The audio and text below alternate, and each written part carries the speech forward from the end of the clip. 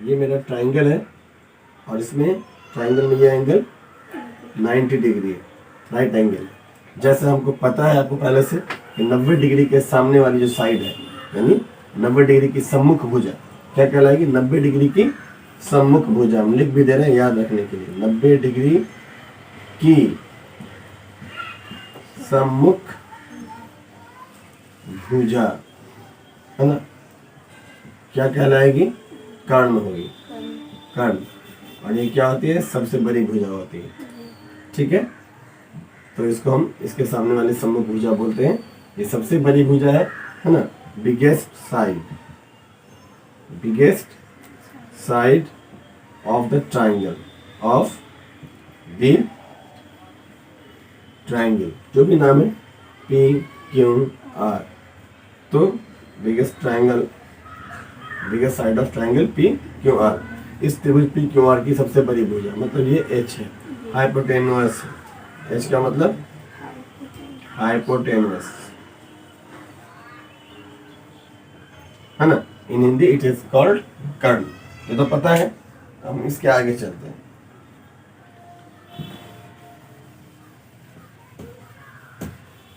इसका यूज करना है हमको क्वेश्चन से, ठीक है। अब हम अपने चैप्टर में चल रहे हैं। जब चैप्टर में हम जाएंगे तो हमारा एक्सरसाइज है एक्सरसाइज 8.1, पहला एक्सरसाइज है ना। 8.1 है आपका एक्सरसाइज 8। एक्सरसाइज 8 क्या है? एक्सरसाइज 8.1 दिया हुआ है त्रिभुज ABC में जिसका कोण B समकोण है, AB 24 सेंटीमीटर, BC 7 सेंटीमीटर, तो निम्नलिखित का मान बताएं। मतलब त्रिभुज का नाम है ABC। तो सबसे पहले हम ABC बना दें इसको। PQR की जरूरत हमको यहाँ पर नहीं है। A, B और C ये मेरा त्रिभुज हो गया। इसमें भी एक कोण समकोण है जैसा कि बोला जा रहा है। तो कौन सा कोण समकोण है वो हमको बता रहा है, जिसका कोण B समकोण है। कोण B समकोण है, ये समकोण है, ठीक है। क्या है ये? समकोण है। समकोण किसको कहेंगे? राइट एंगल को कहेंगे, राइट एंगल। तो राइट एंगल इसका B है। इसका मतलब एक बात तो क्लियर हो चुका है कि अगर B कोण समकोण है तो बाकी A और C मिला करके भी 90 डिग्री होगा। चूंकि त्रिभुज के तीनों कोणों का जोड़ 180 डिग्री होता है। यदि 90 डिग्री इधर है तो बाकी दोनों मिला करके भी 90 डिग्री होगा। 90 90 180 होगा, क्लियर। तो ये दोनों कोण मिला करके 90 डिग्री होगा। बात करते हैं आगे, इसको चाहिए क्या? इसमें बोल रहा है AB 24 है और BC 7 है। AB 24 है, दिस इज 24 सेंटीमीटर, और BC दिस इज नीचे वाली साइड की बात हम कर रहे हैं। ये कितना है? 7 सेंटीमीटर है। तो ये तो हमको पता है ही नहीं कि ये कितना है। तो हमको सबसे पहले पता करना पड़ेगा इसका वैल्यू। जब तक ये पता नहीं है हमको H, तब तक हम इसके किसी दूसरे वैल्यू को कैसे फाइंड कर सकते हैं।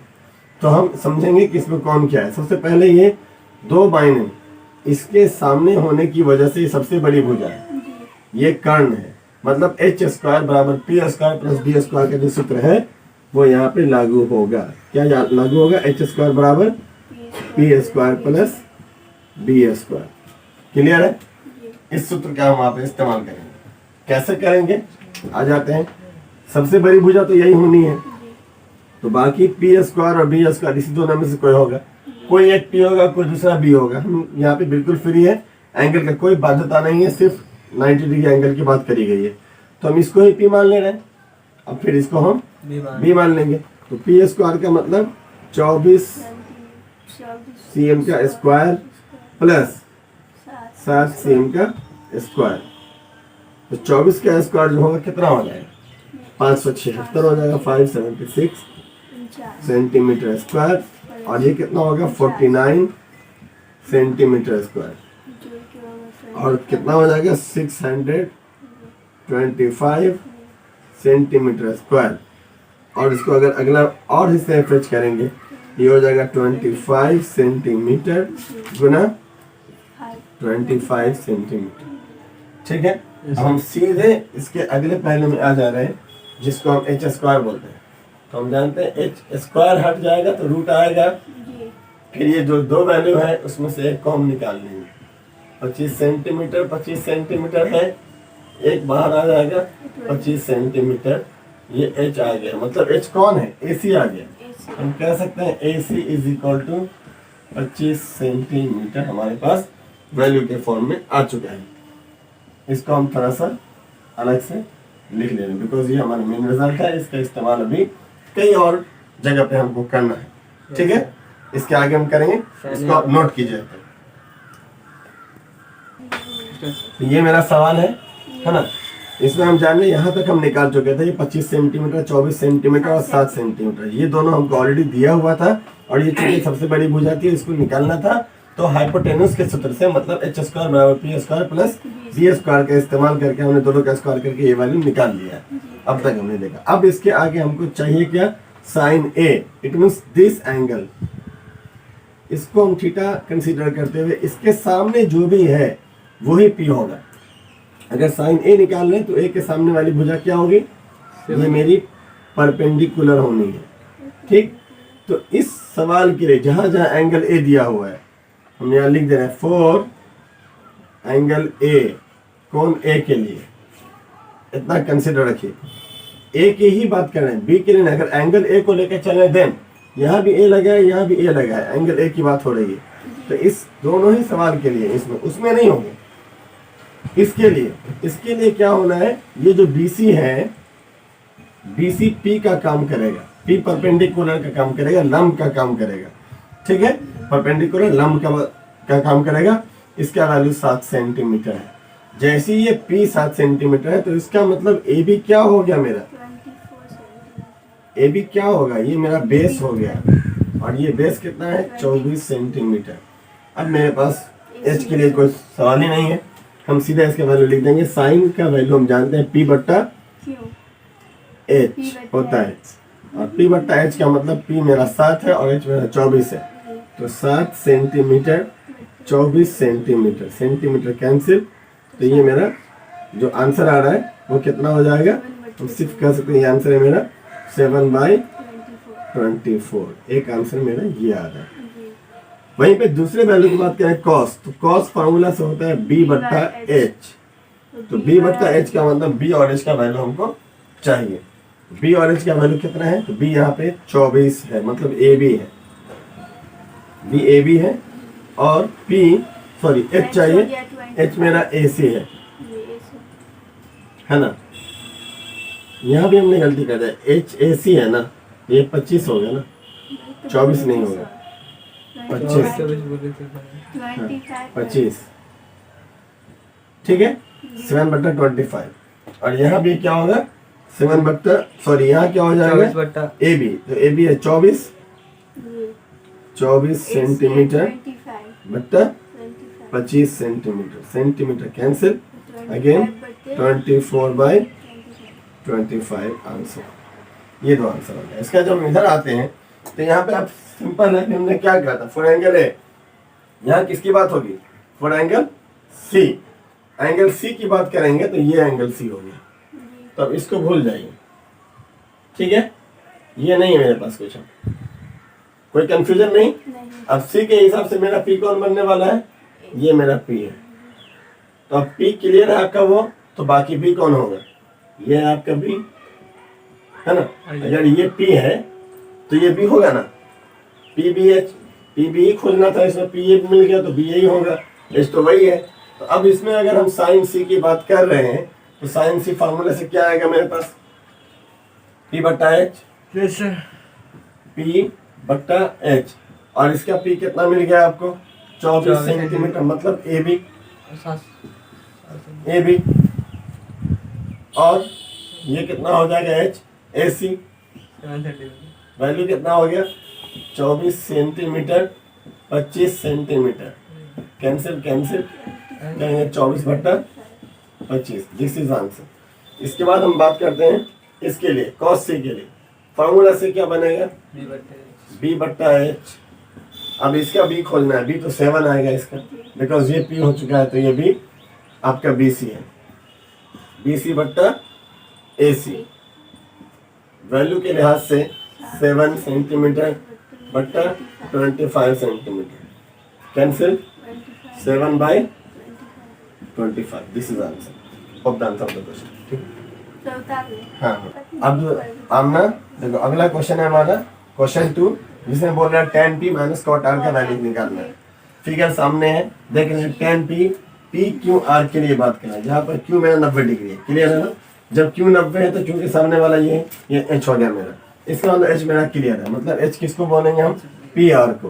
तो मेरे पास वैल्यू है पी आर की, कितनी आ गई 13 सेंटीमीटर, क्लियर है। इसके बाद अब हम इसमें p की बात कर रहे हैं, चूंकि ये बदलने वाला नहीं है, ये h है, h कभी भी नहीं बदलेगा, ठीक है ना, तो हम इसको h लिख दे रहे हैं। लेकिन बाकी ये दोनों बदलता वैल्यू है, और चूंकि दोनों मिक्स किया है, यहाँ पर tan के साथ p को ले रहा है, cot के साथ r को ले रहा है, मतलब जब p को ले रहा है तो इसका मतलब जब ये p होगा तो इसके हिसाब से h तो ये बनना चाहिए, सॉरी p ये बनना चाहिए। अगर ये tan p की बात करेंगे, दिख रहा है tan p, तो ये कौन p हो गया, इस p के सामने वाला p होगा, तो ये p हो जाएगा मेरा, है ना।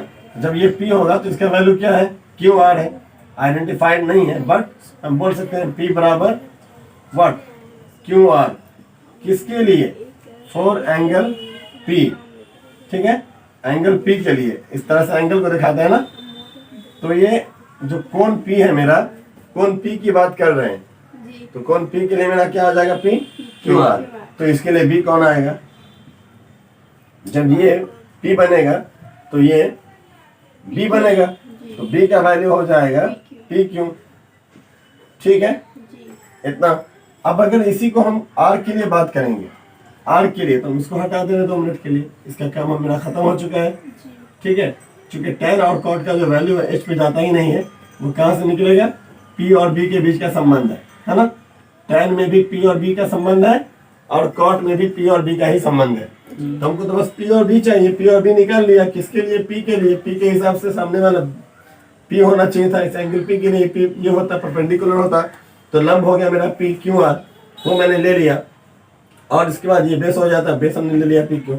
अब बात करते हैं cot r है, इस r के लिए जब इस एंगल की बात हम कर रहे हैं तो इसके सामने वाला कौन होगा, ये ना p होगा, देन ये p हो गया, किसके लिए, for angle r। Angle r के लिए अगर हम बात कर रहे हैं तो एंगल r के लिए क्या कंडीशन आएगी, p की और b की, तो इसके लिए कंडीशन p और b का अलग होगा, p इसके लिए हो जाएगा p क्यू, और b इसके लिए हो जाएगा ये वाला क्यू आर, ठीक है। अब इसमें ध्यान देने वाली बात क्या है, यहाँ पे अक्सर बच्चा क्या करेगा एग्जामिनेशन में, अक्सर बच्चे ये करते हैं जिनका कंसेप्ट बहुत क्लियर नहीं है, वो सीधा 12 देखेंगे, 13 देखेंगे और उसका वैल्यू निकालना चालू कर देंगे, और वैल्यू वो निकालेगा कितना, 5 वैल्यूज का निकालेगा, जिसकी जरूरत उनको है ही नहीं। क्यों नहीं है, 13 का स्क्वायर करेंगे, h स्क्वायर की जगह पे 169 आएगा, माइनस 12 का स्क्वायर करेंगे 144 आएगा, घटा देंगे √25 बच जाएगा, बाहर निकालेंगे 5 सेंटीमीटर आ जाएगा। इतना करने की जरूरत क्या भाई, कोई काम नहीं है उसका, क्योंकि ऑलरेडी ये वैल्यू कट जाएगा आपस में। तो हमको किसी का वैल्यू नहीं डालना है, ना 13 चाहिए, ना 12 चाहिए, ना 5 चाहिए, किसी की भी जरूरत हमको नहीं है। अगर दूसरा वैल्यू निकालना होता देन हम जाते वहां पे, लेकिन हमको करना क्या है, यहाँ पर मेरा सवाल मांग क्या रहा है, सवाल की डिमांड क्या है, tan p, तो अब सवाल लिख रहे हैं tan p और माइनस cot r। तो tan p के लिहाज से tan का फॉर्मूला क्या होता है, p बट्टा b, tan होता है p बट्टा b होगा, तो p और b, इस p के लिए तो निकाल चुके हैं यहाँ पर है, तो इसको हम सीधे लिख सकते हैं क्यू आर बट्टा p क्यू, तो इसका वैल्यू हम लिख देते हैं क्यू आर बट्टा p क्यू। कहाँ से लिख रहे हैं, यहाँ से लिख रहे हैं, चूंकि tan p की बात कर रहे हैं और एंगल p इसमें लगा हुआ है, p यहाँ लिखा हुआ है, हमने पहले लिख लिया था p के लिए ये परपेंडिकुलर, तो ये बेस होगा, ये हम कर चुके हैं ऑलरेडी। तो वो वाले हमने क्यू आर और p क्यू को p और b की जगह पे डाल दिया है ना। माइनस cot की बात करें, cot में एंगल r लगा है, तो r के हिसाब से भी ये p होगा, हम बात कर चुके हैं ऑलरेडी, तो ये p इसका है p क्यू लिख चुके हैं, और b इसका होगा क्यू आर, वो भी लिख चुके हैं। तो cot का फॉर्मूला क्या कहता है, cot का फॉर्मूला होता है b बट्टा p, उलट होता है tan का उलट, ये क्या होता है b बट्टा p, तो पहले b आएगा, b कौन है मेरा, बी है क्यू आर, जी। और बट्टा पी कौन है, पी क्यू। अब बताइए दोनों में कुछ अलग है, नहीं। एक ही चीज है क्यू आर बट्टा पी क्यू, यहाँ भी एक ही चीज है क्यू आर बट्टा पी क्यू। तो इसका मतलब दोनों का वैल्यू, अब वैल्यू डालने की जरूरत क्या है। अब यहाँ पे कहेंगे कि भाई हमको यहाँ पर क्यू आर पता नहीं है, तो क्यू आर निकाल के करेंगे क्या, तो ऑटोमेटिकली कट रहा है ना। जब इसके वैल्यू से ये कट गया then result is what, 0. This is answer.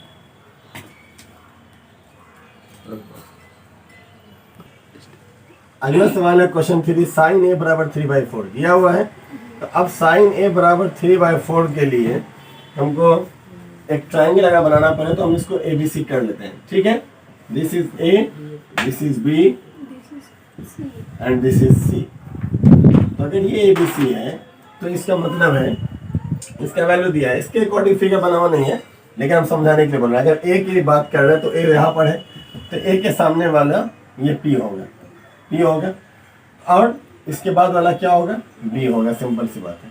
और ये तो H होना ही है। खैर हमको PBH का वैल्यू यहाँ पे चाहिए भी नहीं, हमको करना क्या, PBH का वैल्यू चाहिए होगा, क्योंकि साइन ए का वैल्यू दिया है, लेकिन कॉस और tan ए चाहिए, मतलब इन दोनों के अलावा बाकी जो भी है वो चाहिए। तो साइन ए बराबर 3/4 दिया है, साइन ए 3/4 दिया है, तो साइन ए 3/4 दिया है, तो ये साइन ए हो गया। इसके हिसाब से दिस इज 3 और 4 ये हो जा रहा है H, क्योंकि साइन क्या होता है, P/H होता है। साइन क्या होता है, P/H होता है। तो H में 4 है इसका, तो इसका मतलब ये 4 है तुम्हारा, और B बोल रहा है ये 3 है तुम्हारा, ठीक है। तो ये क्या है, यहाँ पर इसको हमको पहले निकालना पड़ेगा, तभी तो आगे पुटअप करेंगे हम। तो सबसे पहले काम हम वही करते हैं, जो नहीं है वो निकाल लेंगे, मतलब पहले हम B निकाल लेंगे। तो B हो जाएगा √H² माइनस P², √H की जगह पे 4 स्क्वायर माइनस 3 का स्क्वायर, √16 माइनस 9 √7, बाहर नहीं आएगा, 7, रूट के अंदर वैल्यू 7 रह जाएगा। ये मेरा क्या हो गया, this is your B। Now you have P, B and H all 3। तो 1 बाय 1 बात कर लें। cos A फॉर्मूले के हिसाब से B/H, चूंकि यहाँ भी A है, यहाँ भी A है, यहाँ भी A है, देन कंफ्यूजन नहीं। अगर वहाँ A दिया था, यहाँ B कर देता है, यहाँ B कर देता है, तब हम सवाल को मूव करते, अलग तरीके से निकालते, उल्टा में। लेकिन चूंकि सबका एंगल सेम ही है, तो जो इसका H होगा वही सबका H होगा, जो इसका P होगा वही सबका P होगा, जो इसका B होगा वही सबका B होगा, कहीं कोई कंफ्यूजन नहीं। तो B/H है, B निकाल चुके हैं आप, वैल्यू है √7/H 4 आंसर। चूंकि सेंटीमीटर कट जाएगा, वो नहीं देखिए। 10 P/B, then P is what, P यहाँ से भी देख लो 3 सेंटीमीटर, और H ऑलरेडी 4, सॉरी B चाहिए ना, B√7, ठीक है।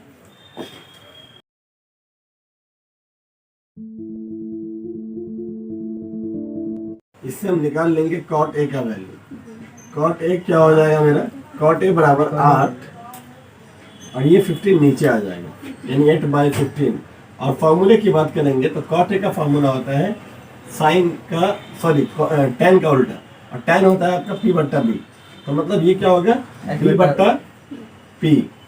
जानबूझ के कंपैरिजन करके दो वैल्यू बोलते हैं ताकि आपको याद रहे। तो B और P हमको पता है, मतलब हमको H पता नहीं है, तो हम सबसे पहले H निकाल लेंगे। तो इसको हमको H का फॉर्मूला पता ही है, हम इसको ज़्यादा लंबा नहीं कर रहे हैं, सीधा निकाल लेते हैं। ये 8 का स्क्वायर होगा और प्लस 15 का स्क्वायर होगा। जब दोनों को हम सम करेंगे तो ये वैल्यू मेरे पास 8 × 64 आएगा, और ये 225 आएगा। जब दोनों को जोड़ देंगे तो कितना आएगा, 289 आ जाएगा, ठीक है। 549 सही है, और ये इस तरीके से 289, जो कि निकलेगा किसका स्क्वायर रूट है, 17 का, ठीक है। तो 17 सेंटीमीटर मेरा H आ जाएगा। अब मेरे पास P, B, H के तीनों वैल्यू मिल चुका है। देन साइन में सबसे पहले निकाल लेते हैं हम। साइन ए कहता है, क्या कहता है, P/H, देन P ऑलरेडी मेरे पास 15 है, और H 17 है, 17 है। This is answer. सेक की बात करेंगे, सेक ए सेक क्या होता है? कॉस का यूनिट है, और कॉस होता है b by h, then this is h by b, और h आपने 17 निकाला, और b 8 ऑलरेडी निकला हुआ है आंसर। इसके बाद आता है इस क्वेश्चन में, क्वेश्चन नंबर 5, जिसमें सेक थीटा का वैल्यू 13/12 दिया हुआ है। तो बोल रहा है सभी त्रिकोणमितीय मान निकालो। अन्य सभी त्रिकोणमितीय मान का मतलब 6 त्रिकोणमितीय अनुपात होता है, एक को छोड़ देता है, बाकी 5 मेरे पास है।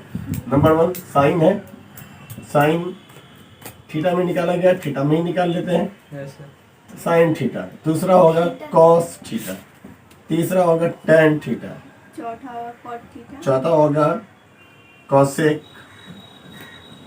थीटा, फिर होगा सेक जो कि वो खुद ही है, तो सेक को छोड़ दे रहे हैं और तब बच जाता है कॉट थीटा।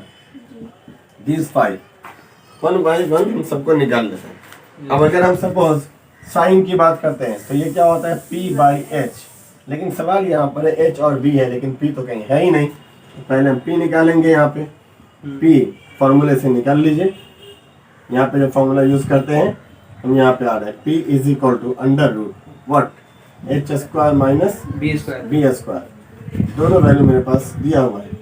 13 का स्क्वायर माइनस 12 का square, under root 169 minus 144 is equal to under root 25, out of the root is 5। Clear? तो हम कह सकते हैं p इज 5 सेंटीमीटर। अब इस वैल्यू को हम दोनों में सब में यूज कर लेंगे। साइन थीटा यूज करना है, p बटा h, p मेरे पास 5 है, 5 और h 13। कॉस थीटा यूज करना है, b बटा h, b मेरे पास 12 है और h 13। टैन थीटा यूज करना है, p बटा b, p 5 है और b 12। ठीक है? कॉसेक थीटा यूज करना है, h बटा p, h 13 है और p 5 है, और cot थीटा p बटा b, p 5 है और b यहाँ से 12। All these are answers of all other trigonometric ratios। बाकी जितने दूसरे trigonometric ratio उनका उत्तर ये है। ठीक है? ठीक है, इस तरीके से इसका पूरा वैल्यू आ गया। ठीक है, आगे चलते हैं। क्वेश्चन है मेरा, ए और बी न्यून कौन है? हमको पता है कि ट्रायंगल के अंदर, त्रिभुज के अंदर 3 ही कौन होगा, एक समकोण होना ही होना है इस चैप्टर के अंदर हर सवाल में। तो एक तो समकोण होना है, तो जब ये ए और बी की बात कर रहा है तो ए बी को छोड़ के कौन सा त्रिभुज में कौन सा कोण हो सकता है? त्रिभुज होगा तो एबीसी होगा। अगर एबीसी में ए बी की बात ये कर ही लिया यहाँ पर, तो बच कौन रहा है? सी बच रहा है। तो इसका मतलब क्लियर है कि एंगल सी इज 90 डिग्री। ठीक है ना? अगर चूंकि ए और बी की बात हो गई है तो बचने वाला कोण जो मेरे सामने बच रहा है वो तीसरा कोण होगा एंगल सी, और सी इज व्हाट? 90 डिग्री। मतलब ये मेरा 90 डिग्री वाला कोण है सी। तो अब जो यहाँ चित्र बनेगा, सी को 90 डिग्री दिखाएंगे, और साथ साथ क्या कह रहा है, बोला cos a cos b का मान समान है, cos a बराबर cos b होगा। ठीक है, इस पे हम बाद में जाएंगे, पहले c मेरा 90 डिग्री। तो जब c मेरा 90 डिग्री है तो एक फिगर बनेगा लाइक दिस, और इस फिगर के अंदर हम बात करेंगे दिस इज 90 डिग्री और ये एंगल होगा c। तो c तो मेरा मिल चुका है। अब बच रहा है मेरे पास कौन कौन? a और b। तो a और b के लिए यहाँ पे एक चीज दिया हुआ है हमको, cos a cos b का वैल्यू बराबर है cos a cos b का cos b। आप जब चार्ट में जाएंगे, हम पहले बोले थे कि एंगल का मान तो बहुत सारा होगा, लेकिन हमको इस चैप्टर में 0 degree, 30 degree, 45 degree, 60 degree and 90 degree, मतलब 0, 30, 45, 60 और 90 डिग्री के वैल्यू की जरूरत पड़ती है। इतने में से किसका वैल्यू हमारा एक दूसरे के बराबर आ सकता है? अगर हम ये जान रहे हैं कि ये 90 हो गया, तो इतना तो क्लियर है कि ए और बी मिला के 90 बनाएंगे। तो 90 को ही 2 हिस्से में बांटना होगा, कुछ हिस्सा ए को देंगे, कुछ हिस्सा बी को देंगे। तो 90 में से तुम इस पांचों में से क्या दोगे? 2 ही 3 सूरत हो सकती है। एक हो सकता है 0 दे दें, ए को अगर हम 0 डिग्री दे देते हैं कि ए 0 डिग्री है, तो इसका मतलब बी कितना होगा? अगर ए को 0 डिग्री बोल दे तो बी कितना हो जाएगा? 90 डिग्री। चूंकि ए बी मिला के कितना होना है? 90 होना है। चूंकि सी जब 90 हो ही गया है तो ए और बी मिला के कितना होगा भाई? ये दोनों मिला के 90 होगा। तभी तो तीनों मिला करके ए जोड़ बी जोड़ सी हो करके 180 होगा ना। और त्रिभुज के अंदर इससे ज्यादा तो हो नहीं सकता है। इसका मतलब ये बेचारा तो सी 90 हो ही चुका है, जिसको यहाँ दिखा दे रहे हैं, यहाँ भी क्लियर है। तो इसके अलावा इन दोनों का जोड़ जब भी होगा 90 से ऊपर होना नहीं है। अगर 90 ही होना है और मेरे पास 5 ही वैल्यू है, पहले ही बोल चुके हैं, 0 डिग्री, 30 डिग्री, 45 डिग्री, 60 डिग्री और 90 डिग्री, इतने में से ही हम सारा काम करेंगे। हमारे 10th स्टैंडर्ड में इसके अतिरिक्त कोई दूसरा वैल्यू नहीं लेना है। तो इतने के अंदर से ही चूज करना है हमको, जिसमें 90 को तो छोड़ ही देना चाहिए था हमको। चूंकि 90 क्यों छोड़ देना चाहिए? एक त्रिभुज में कभी 2 समकोण नहीं हो सकता है। गुण लिखा है एक त्रिभुज के अंदर 2 समकोण हो ही नहीं सकता है। तो इसको ए समकोण बी को समकोण मान रहे हैं, ये असंभव है। ये क्या है? असंभव। क्यों असंभव है भाई? क्योंकि ऑलरेडी सी समकोण है ही, सी 90 है। अगर बी भी 90 हो गया तो बेचारा ए का वैल्यू क्या होगा? नहीं हो सकता है। एक त्रिभुज के अंदर 2 90 होना नहीं संभव है। इसलिए ये मामला तो खत्म करो। तो ये वाली मान्यता मेरी रद्द हो गई। 0 90 पे काम नहीं चलेगा, समझ रहे हो? 0 90 पे बात नहीं करेंगे। 0 90 को छोड़ दिया, ठीक है ना? 0 90 को छोड़ दे रहे हैं हम, ये वाला नहीं होगा। अब 90 को छोड़ के आगे 0 को भी छोड़ दो, 90 को भी छोड़ दो, मतलब ना ये 0 होगा ना 90 होगा। इन दोनों को हम यहाँ से कट कर देना। लिख लिया? सी के बारे में 90 बोला हुआ है, तो सी को हम कुछ नहीं कर रहे हैं, हमको ए बी के बारे में चर्चा करना है। तो ए बी के लिए बात कर रहे हैं कि एक 90 के होते हुए दूसरा 90 नहीं हो सकता है। एक त्रिभुज के अंदर 2 90 डिग्री का कोण नहीं हो सकता है। अब आते हैं, हम इसको चेक कर लें। तो 0 और 90 देंगे तो यही होगा, ए को 0 मानो तो बी को 90 मानो। उल्टा भी कर सकते हो तुम। उल्टा अगर हम करते हैं इसको तो हम क्या कहेंगे भाई? इसको कह देंगे यही मेरा 90 हो गया तो मेरा बी क्या हो गया? बी मेरा 0 हो गया। लेकिन फिलहाल ये सारी मान्यता यहाँ से रद्द हो जाएगी, इसको हम नहीं मान सकते क्योंकि 2 90 नहीं हो सकता। इसकी बातें खत्म करो। जैसे ये खत्म होगा तो ये 0 90 को हटा देना है। अब मेरे पास 3 वैल्यू बच गए। कौन सा 3 वैल्यू? 30, 45 और 60 का। इसमें चेक करना है। इसमें चेक करना है तो अगर मान के चलो ए का वैल्यू हम 30 ले लेते हैं,